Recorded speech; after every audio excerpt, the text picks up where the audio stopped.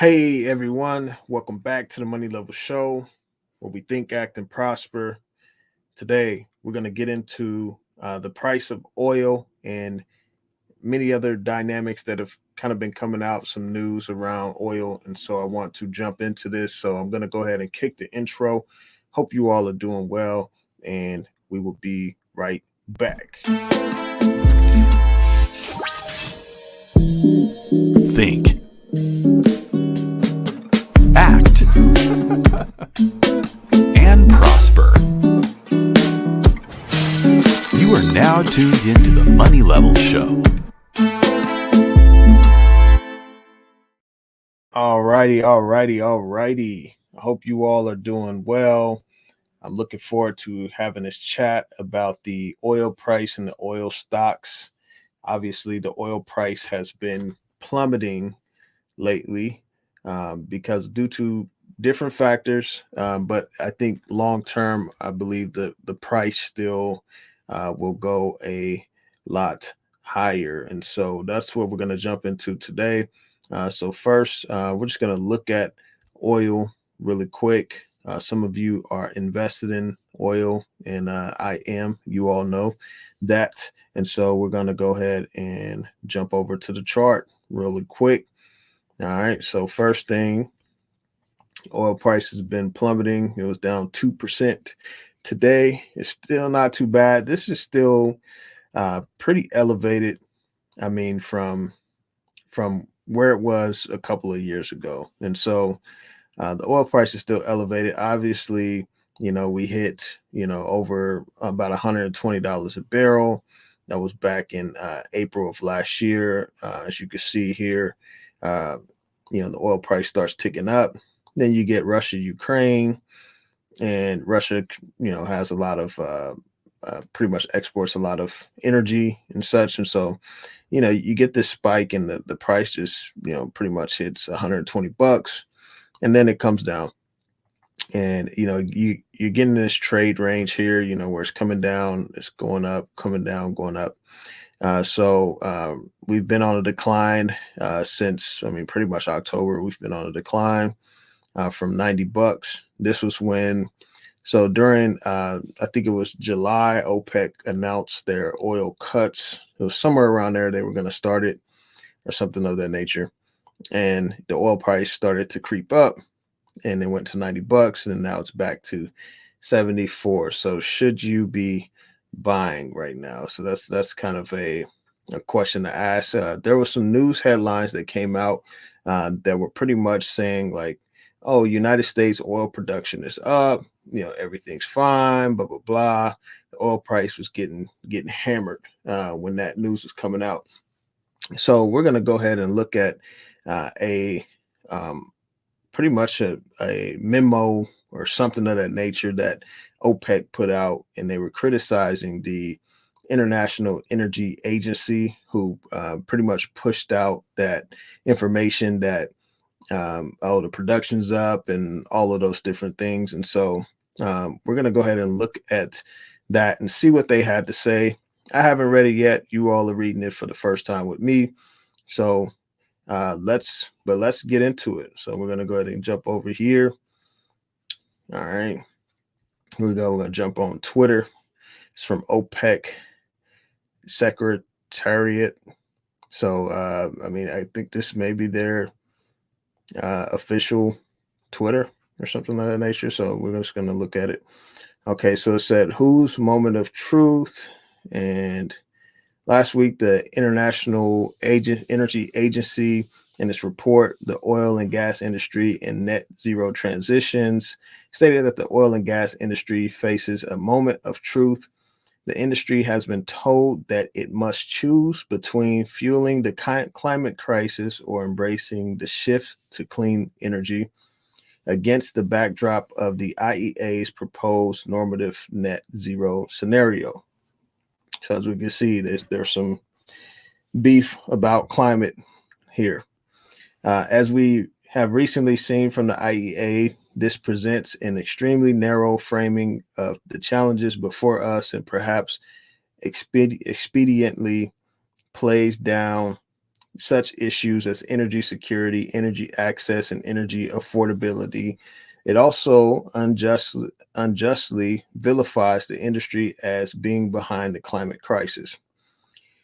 OPEC Secretary General Haitham El Gihas said it is ironic that the IEA, an agency that has repeatedly shifted its narratives and forecasts on a regular basis in recent years, now addresses the oil and gas industry and says that this is a moment of truth. The manner in which the IEA is unfortunately used its social media platforms in recent days to criticize and instruct the oil and gas industry is undiplomatic to say the least. OPEC itself is not an organization that would prescribe to others what they should do. OPEC also believes that the proposed IEA framework to assess the alignment of company targets with NZE, net zero scenario, is a tool intended to curtail the sovereign actions and choices of oil and gas producing developing countries through pressurizing their national oil companies. So I believe what he's saying here is that the IEA is pretty much targeting developing countries by putting pressure on their national oil businesses and such. And so, yeah.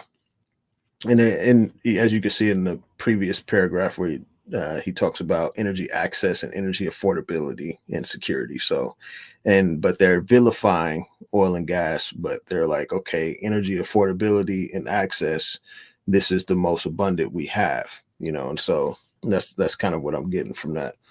The framework also contradicts the Paris Agreement's bottom-up approach, where each country decides the means of contribution to global greenhouse gas emissions reduction based on national capabilities and circumstances, and will likely lead to reduced investment and undermine security of supplies, which is one of the IEA's key mandates. Regrettably, the IEA report now also calls technologies such as carbon capture, utilization, and storage an illusion, even though Intergovernmental Panel on Climate Change Assessment reports endorse such technologies as part of the solution to tackle climate change. The truth that needs to be spoken is simple and clear to those who wish to see it. It is that the energy challenges before us are enormous and complex and cannot be limited to one binary question. Energy security, energy access, and energy affordability for all must go hand in hand with reducing emissions. This requires major investments in all energies, all technologies, and in understanding of the needs of all peoples. At OPEC, we repeat that we believe the world has to concentrate on the task of reducing emissions, not choosing energy sources. I mean, he got a good point there.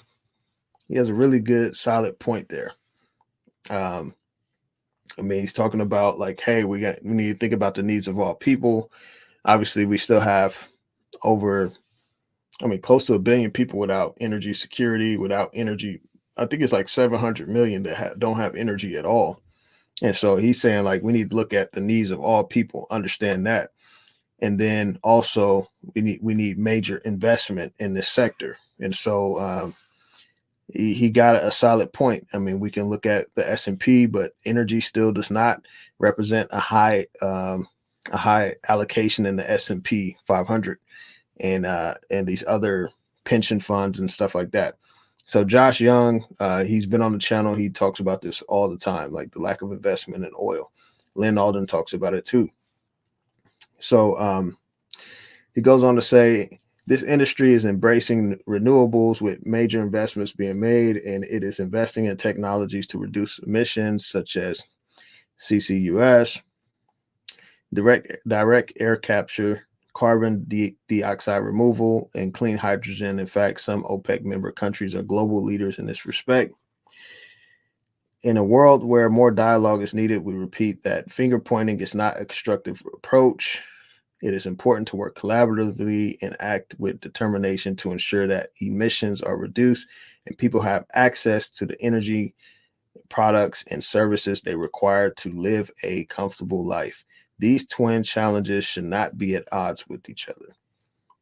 That's true, because they're approaching us saying that we need to cut our energy, cut our usage of fossil fuels down, but they still getting on their jets. What's going on, Neophyte? Good to see you. Good to see you, buddy. Hope you're doing all right. Hope you're doing all right. But yeah, they still living in their mansions using hella electricity and flying on their private jets.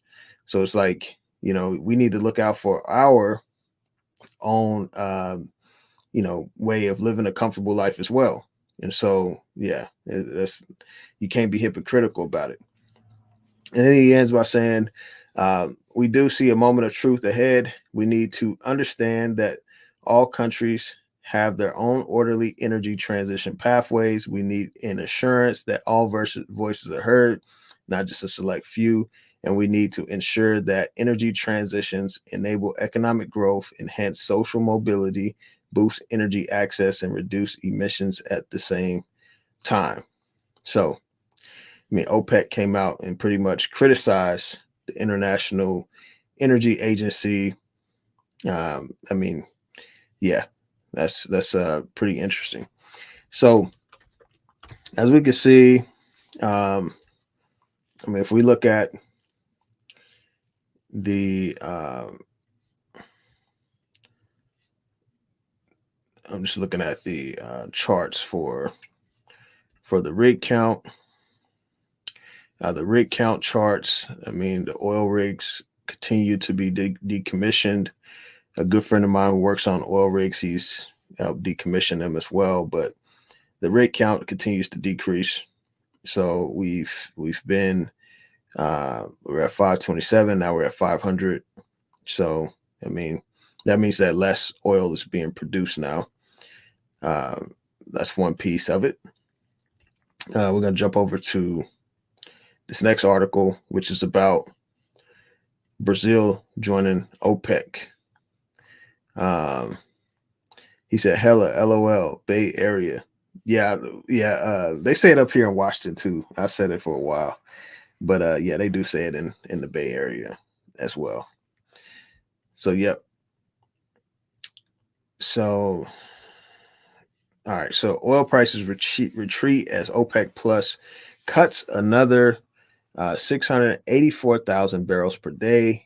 Brazil joins OPEC Plus. So there was another voluntary cut of oil production, which was, I think, Russia, Saudi Arabia, and maybe some other nations, but they reduced the amount they were producing again. They did this back in the summer and they did it again. So obviously, this is going to have some impact on the price of oil, but the oil price obviously dropped, which is kind of interesting because when you get bullish news on oil, sometimes it drops and then it just rebounds like, a week later or whatever. So oil prices began to retreat on Thursday afternoon as it became clear that OPEC Plus members were agreeing to voluntary cuts beginning in the new year, and that those cuts would be announced only by each member country instead of by the group as a whole. So they're going to come out individually and announce their cuts of how much oil they're cutting. So the oil price may not even bounce until January when those cuts take effect. OPEC Plus announced during the full OPEC Plus meeting on Thursday that because all the cuts agreed to today were voluntary, they would be announced not by the group, by individual member states. We just read that. 3 weeks ago, OPEC's General H.E. Haitham El-Ghaz said that the door was open should Brazil wish to join. Brazil has a goal of substantially increasing its crude oil production to become the world's fourth largest producer by 2030. So Brazil's trying to have some ambitious goals to become the fourth largest producer by 2030. I mean, y'all already know I'm in Petrobras, so I do own Brazilian oil companies. In September, Brazil exported 3.92 billion in dollars in crude oil while importing 681 million. This level of exports is a 13% increase year over year, with China as the primary destination. Okay, so then we have Brent crude prices, which have been trading up around 1.5% during the JMMC meeting, sank to, so there's talking about the price of oil sinking, which we talked about that already. So the specifics of what was agreed for the first quarter of 2024 among the OPEC Plus members: Algeria agreed to cut oil production by another 51,000 barrels per day. Kazakhstan, 82,000 barrels per day. Saudi Arabia agreed to extend its 1 million barrels per day output cut. Russia said it would deepen voluntary oil exports cuts by 300,000 barrels per day, and said it would roll over the existing 500,000 barrels per day voluntary production cuts. So it looks like they're going to be 800,000 total. Oman will cut another 42,000 barrels per day. Iraq would voluntarily cut 211,000 barrels per day. Kuwait will cut 135,000 barrels per day. And the United Emirates, UAE, I'm just going to say UAE, will cut 160,000 barrels per day. Angola not only didn't announce an additional voluntary cut, but it publicly rejected its current quota and reiterated its proposal for a 1.18 million barrel quota beginning in January. It added that it will not stick to the new OPEC quota, not including cut extensions from Russia and Saudi Arabia. The additional voluntary cuts beginning in January and carrying through the end of March is 684,000 barrels per day. Altogether, the voluntary cuts for the first quarter is 2.184 million barrels per day. So, I mean, they trying to cut this. They trying to cut the amount of supply. They're cutting the amount of supply, which has to mean something for the oil price. Now, obviously, I'm not looking at the data from the U.S. and what they're producing and all of that, right? But as you can see, OPEC is all these nations that export a lot of oil are going to be doing a lot of cuts. And so that's what it is. That's what it is. So I'm going to go ahead and jump over here to Seeking Alpha. Shout out to Josh Young. He posted this. And Josh Young really talks about this company. He owns this company. I've owned this company before, but Vital Energy. It's a small cap stock, so it rips when it runs. So you have to get in while it's low and then let it rip. So pretty much we have a higher rating on this stock. So let's look at it. Vital Energy is started with a buy rating at $70 price target at Truist Securities on Monday, saying the company has gone through a complete transformation in the past several quarters with 5 acquisitions this year alone. As a result, Truist Neil Dingman, that's a weird name, Dingman, said Vital now has 250,000 acres and likely will end the year with oil production of nearly 54,000 barrels per day, or 108 barrels of equivalent a day versus year-end 2022 production of 36K barrels per day, or 78,000 BOE a day. All right, so Dingman estimates Vital 2024 free cash flow at $300 million, driven largely by improved volumes and costs compared to less than 250 million free cash flow in the prior 2 years, adding that next year's free cash flow upside is less volatile than many other operators, given the company's nearly 90% 2024 oil hedges at $76 a barrel and nearly 50% 2024 natural gas hedges at $3.50. I forgot what this particular acronym meant, but barrels of equivalent, for those that don't know, is pretty much they have it to where like it's, so this is like barrels per day. Barrels of equivalent is pretty much like they made a metric to where like they can measure oil and natural gas in the same kind of metric. So like for oil, it would be like measured in like you can measure it certain ways, and like natural gas, like how you measure natural gas. And so like I gotta read it again, but it was a little while ago, a lot of information to process, right? But just wanted to give you an idea. The analyst also noted improved capital efficiency, saying Vital has seen a material step up in cumulative per well oil production, and forecast well improvements likely will continue through future enhanced development activity. While Vital likely will have no short-term shareholder returns, these are pretty much dividends and buybacks, right? And instead continue to focus on debt repayment and possibly potential further accretive M&A. Dingman said the company will be in ample position to begin rewarding investors before the end of next year. So they got upgraded, and this is a company that Josh Young has mentioned that he owns. And so that's a stock pick. I hope that you all are looking at this information and, considering what does this mean for you if you are an investor in oil, if you're going to be buying more or not. So obviously, we're going to go ahead and look at Vital Energy now. All right. So this stock, this stock is like a racehorse.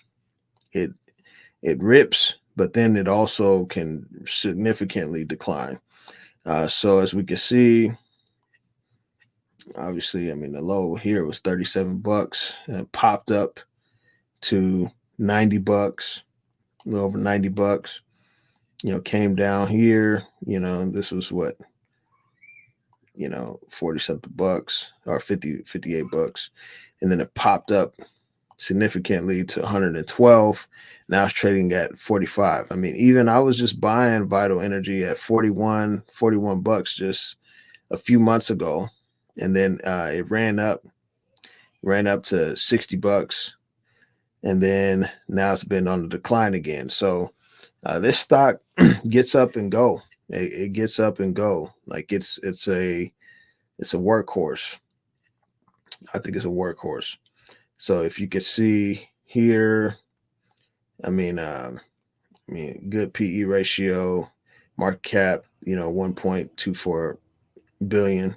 It's small, but it's not like major small cap, but it can get up and run. And so this is a company that I've invested in. It does not pay a dividend, so just FYI, but when it runs, and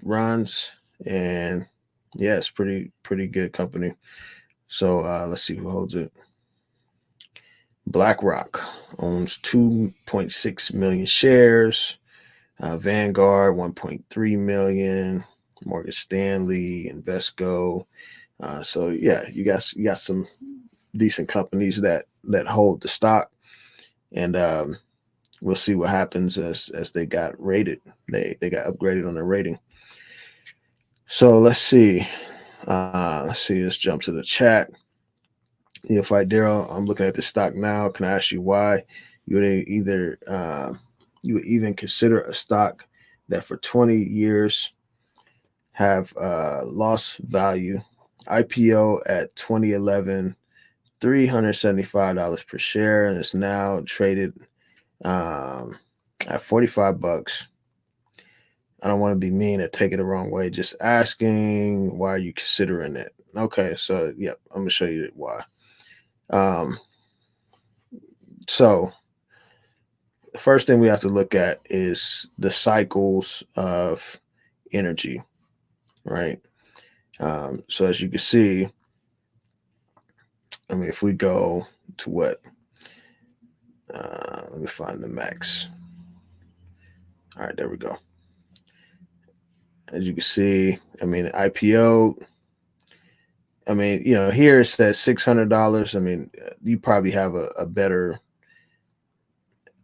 grasp. I mean, I guess it did IPO around there, but you have to look at like here when the stock was trading up here. You have to look at like, okay, did they dilute shares? So I mean, oil went in a huge bear market. So first of all, they were not early when they IPO'd. They IPO'd in 2011, right? And oil was already running in. So we're going to look at the oil chart at 2011 just to see where it was. They significantly declined, popped, and then now they're trading down here. But I have to see if they diluted shares, because oftentimes like you'll see these stock charts where this stock was at $1 million, but now it's at $2, and you're like, no, that wasn't $1 million.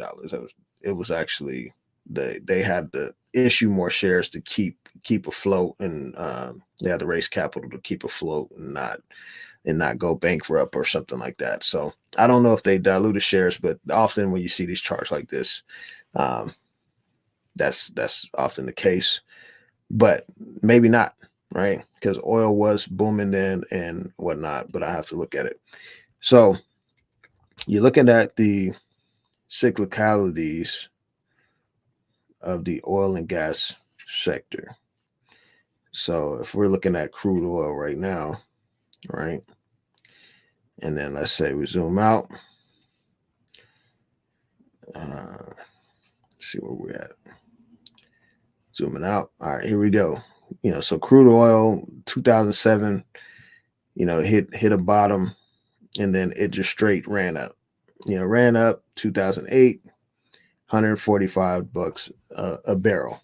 So then you get to 2009, it gets down to 41 bucks a barrel. That's after the global financial crisis. So you have to consider like that, like recession's gonna plummet the oil price. People lose their jobs. People aren't commuting to work. People are cutting back on expenses. All those different things. So it hurts demand of oil. So then you look at for example, when they IPO'd, they IPO'd around here. But I mean, I don't know the exact date, but oil was at what, 80 something bucks a barrel. They did have a nice little pop, but then you begin to see, that oil's trading in this kind of channel, and then it just plummets, right? And then, I mean, when you get to the pandemic, it plummets even more. So that loss of value, or that loss, or the price of that being reduced significantly, is from the price of oil in the macro environment. I mean, we had, obviously that recession just killed the global financial crisis, just killed the price of oil right there. And then, it bounced back for a little bit and stayed elevated for a little while, and then for a couple of years, and then it gets plummeted again. So that's why. And let's see. You got any insider trader info I'm not privy to or something? Just blink if you do. No, I don't. Honestly, bro, like I follow people smarter than me. You know what I'm saying? Not anybody, but like even when usually when someone mentions a company, so like Josh Young, for example, mentioned this company, and I've made some profits off this company, I still go do my own due diligence. I still go look at the company and see what it's about, blah, blah, blah, blah, blah, blah. right? But as you can see, I mean, the PE ratio is at a 1.48. Obviously, this is cyclical. This is a cyclical uh, sector. So, you can't necessarily rely on PE ratios, but it just shows you like it's still undervalued. I mean, even some of the ratings, here shows that it's undervalued. Um, and then you got to look at, the financials, right? We just read about their free cash flow, like how much cash they have on hand, right? Because you want your companies to have cash on hand, right? So as you can see here, this is the annual chart. Let's go quarterly.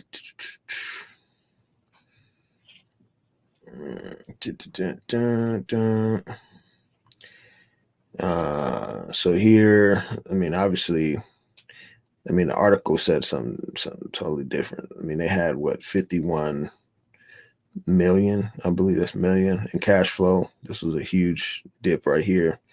I wonder what they spent it on in these capital expenditures, because they brought their operating in, their investing cash flow. You got to look at. Sometimes you just got to get into the weeds of these. It's just yeah. So I have to spend some more time with this. But then they got some financing cash flow. So yeah. But apparently they're paying off the debt. So if they're paying off the debt, that's going to increase their cash flow in the future. It's the reason why they're not paying dividends and such. So yeah, I mean, that's a way to look at it, right? I mean, last year they had a positive cash flow. So you can look at their balance sheet, total assets versus liabilities and everything. So you can definitely look at that. If you want to go into that, we can. But yeah, I have to like spend a little extra time with it. So then if you're looking at quarterly balance sheets, you look at their assets and how much does their assets outweigh their liabilities, right?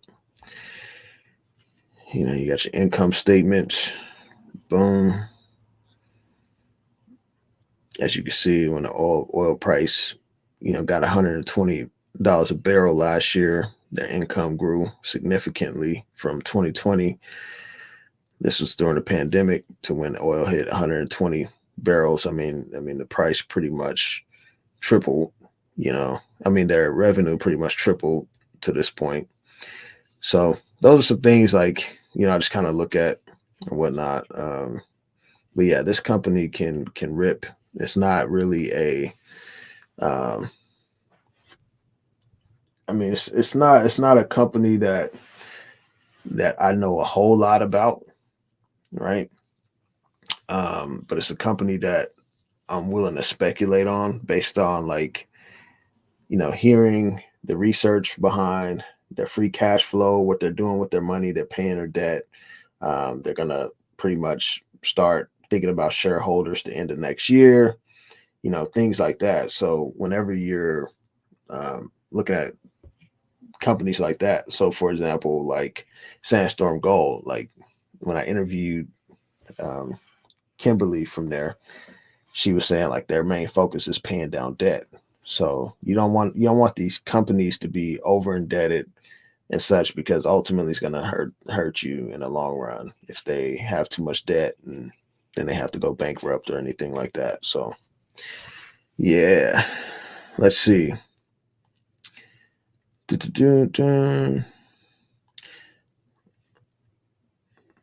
Appreciate you, Homestead. What's going on?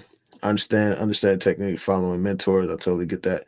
But for me, nothing's more convincing than where money is being put to. So I follow 13F filings.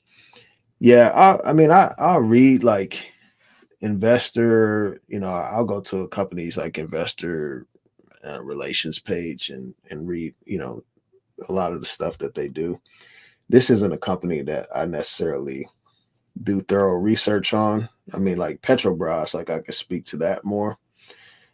This company, I've owned before, but it's more of a um, I wouldn't say a speculation. I think that they have the potential to run quite significantly.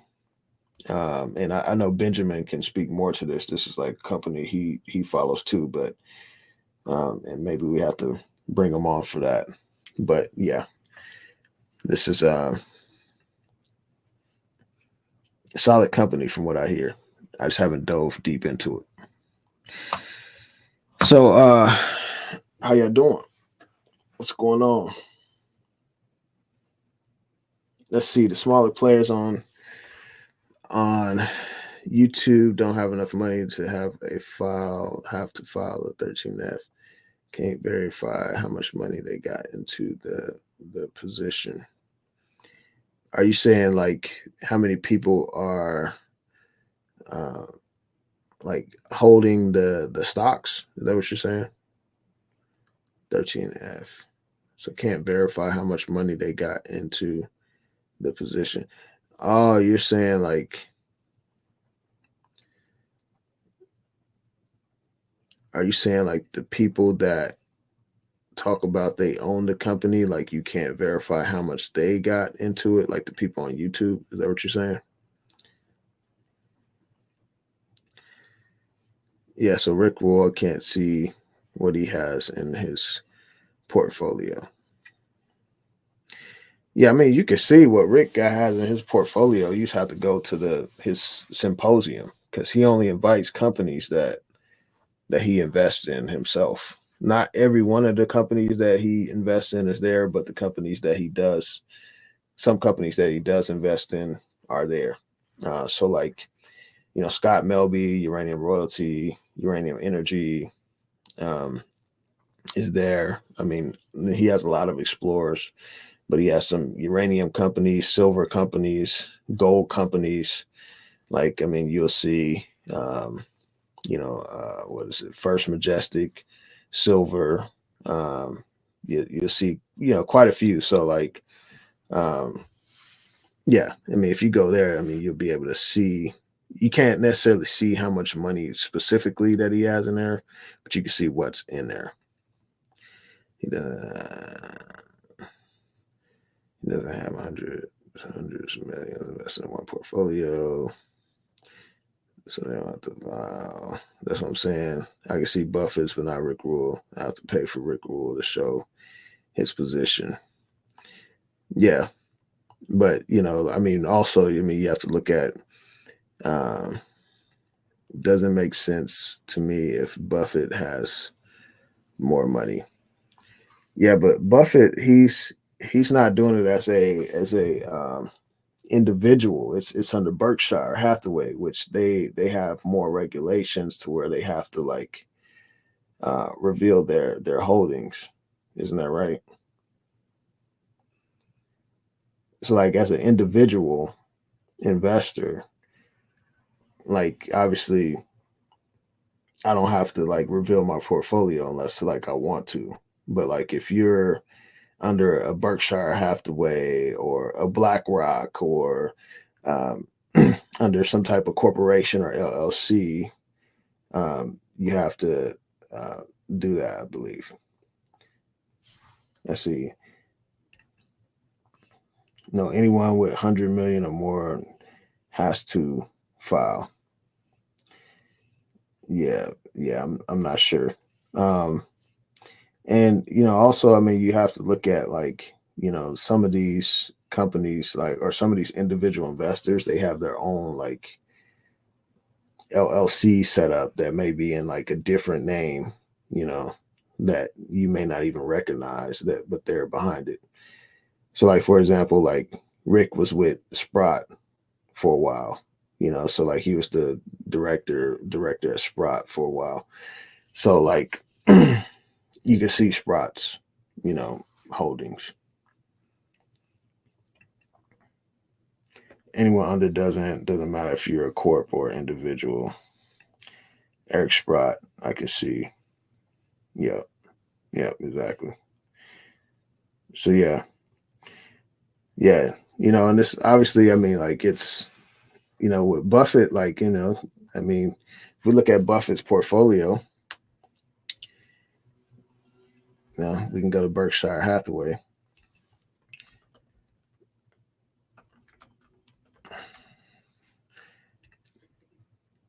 You're also getting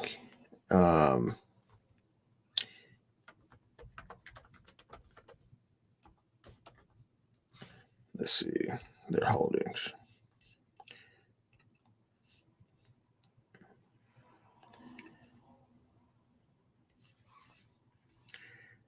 All right, let's see. It didn't even. Oh, here it is, right here.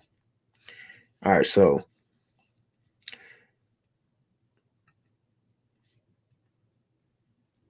the only issue with this is like you can see what Berkshire is buying, right? But at the same time, you know, it's like you get it like it's like filed every quarter. Hey, Homestead, good to see you. Good to see you. Appreciate you coming through. Um, well, wisdom. I have to check it out. I haven't checked them out before.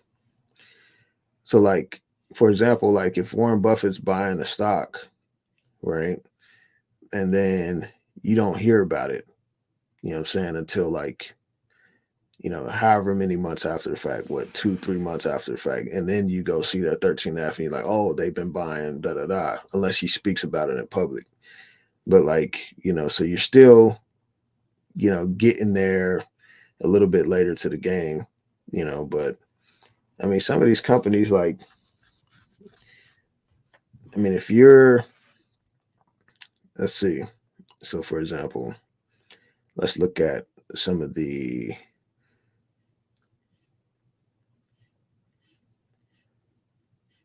let's look at some of the, like, obviously he's investing like a huge amount of capital, huge amounts. It's like Apple or Bank of America. I mean, he loves Bank of America and American Express as well.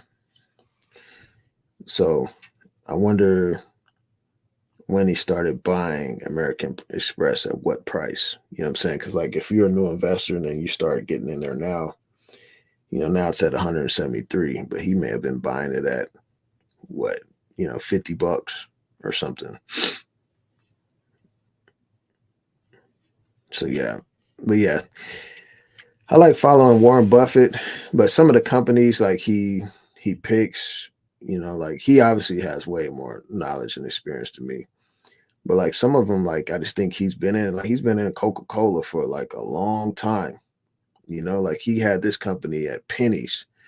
If I get in, I'm getting it at 58 a share, so I ain't even gonna really even have that many. So like I'm looking for, something that's, I mean, I guess it may be cheap, depending on if you look at, how you value it.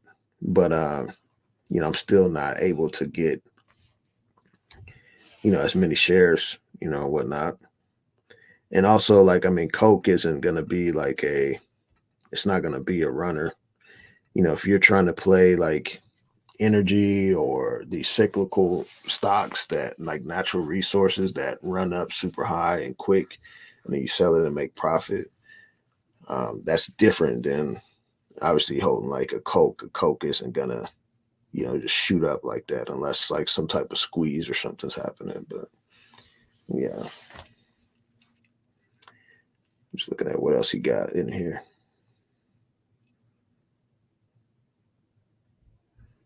So he has a lot of the credit card companies. He has American Express, MasterCard, Mitsubishi. He has some of the Japanese companies. Like I used to invest in I told you this was a solid company.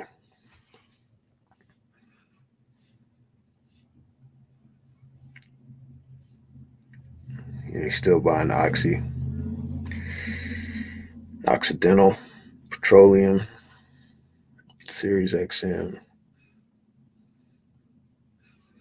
Yeah, I mean this guy just has a massive amounts of capital.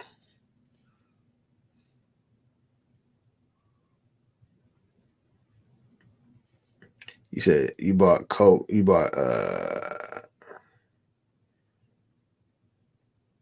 let's see. He was buying at $39 average Q1 2001.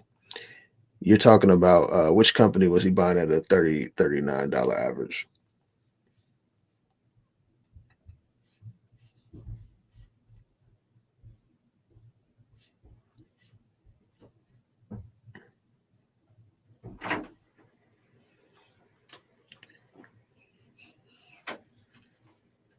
Yeah, which company you talking about? You talking about Coke, American Express? Yeah, so I mean yeah, $39 average. I'm like, shoot, we getting in at what are you doing? We're getting in at 173. Um, yeah, bro, I'm not finna pay no 173. You know what I'm saying? Like that's the thing. Like if you find something new that he invests in, like okay, he like when he was buying Occidental. I mean, he was buying Chevron in them early on. I remember when he bought Chevron. Chevron was at, I think it was close to $90 or something like that. I remember seeing it when he started announced that he bought it when I heard about it. And now it's trading at 144. So it's like if you're gonna follow Buffett, um, you gotta like get in when you hear about it first. Otherwise, I mean, you're getting in late. Like, oh yeah, Buffett, buys these, and but Buffett already got his profits on a lot of these. So yeah, um, but yeah, I mean, it's a good method. I mean, like for example, hey, Daddy's not talking, okay? He's on YouTube. So yeah, if you're gonna buy like certain things, like I'll look at like Occidental, Chevron. There's some value plays in here. I mean, Bank of America. I mean, you could have got in here, when that banking crisis hit. Obviously, um, let's see the banking crisis hit. Where did Bank of America go down to? They went down to what, $25? So, I mean, yeah, they hit 25. Now they're just trading at 30, but they was just at what, 50 before the crisis. Yeah, 2022. I mean, pre-pandemic, they was at, no, this was at 2006. Pre-2006, they were, yeah, they got plummeted. So yeah, I mean, those are some things you can look at as well. You said Buffett is buy and hold. He said, so that's my point. You're 45 days late to their buy, but sometimes it favors you because the market changes. This just happened to me. Is that what you mean when you bought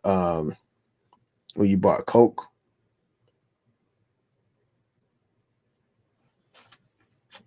That's what you mean when you bought Coke at 49. Well, you bought it at 49 and now you're up 18%. Okay, yeah. So yeah, if you're doing like, because he also bought like, I mean, obviously, I mean, everyone isn't gonna win every company, right? But he bought Stone. Hey, you're making too much noise. Do that. Sorry, y'all. My daughter, she don't want to go to sleep. So he bought Stone Co. Let's see, his average price is what? No, that's the market price. Hello? I can't see his average price. But he bought Stone Co. I remember he bought this a while ago, and they had something happen, and they freaking plummeted. Let's see. I'm about to look at it right now. Because I remember just a couple of years ago when they plummeted. They were at $90. No, I think they were less than this, but they issued more shares or something. They may have been at 90. Yeah, they probably ran up to 90. Hey, you about to go to bed, okay? So I'm about to get off here in a minute, y'all.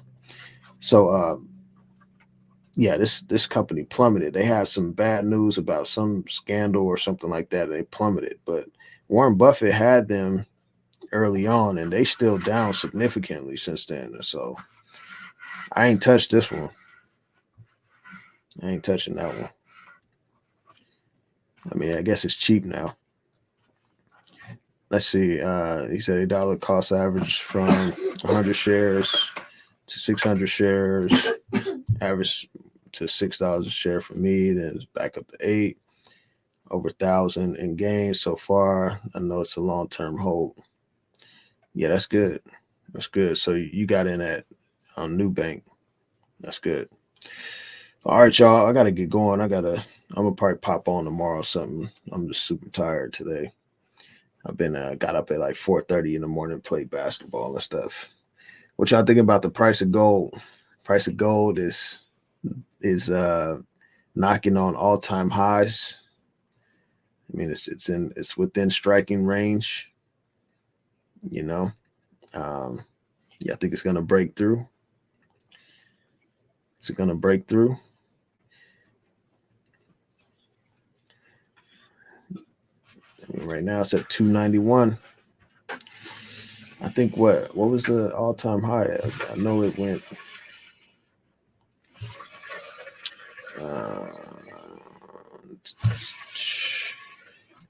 I mean, here. I mean, I guess it closed above the all-time high. Yeah, because it's up here. I think it closed above it. Yeah, because here these bars, these lines, they hit the all-time high, but then close above it. So yeah, that's a weekly chart. Let's see the day. Yeah, so gold is there. I think it's gonna break through.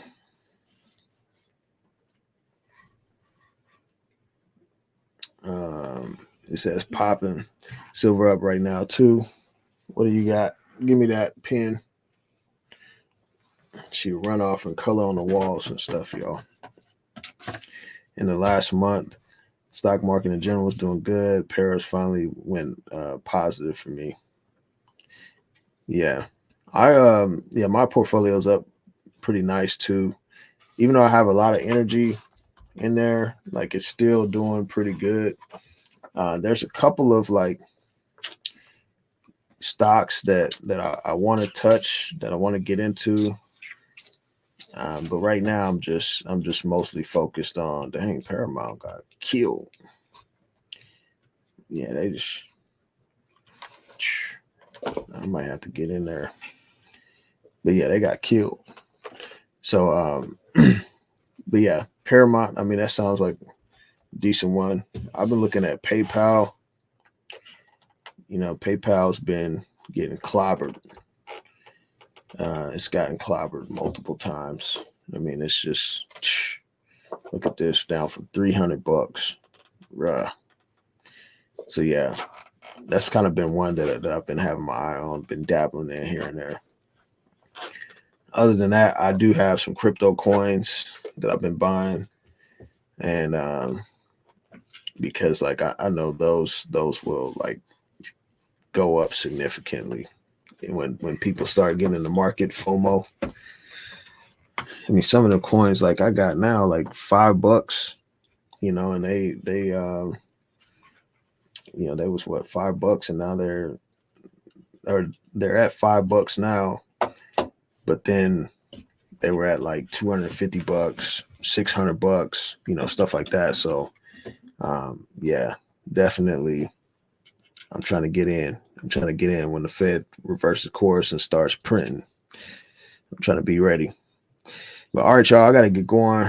Man, boy's tired. I gotta get some sleep. Get this girl to bed. Y'all have a blessed day. I got an interview with Jim Rogers coming out tomorrow, and then I have Brent Johnson coming on soon as well. So stay tuned. We'll talk soon.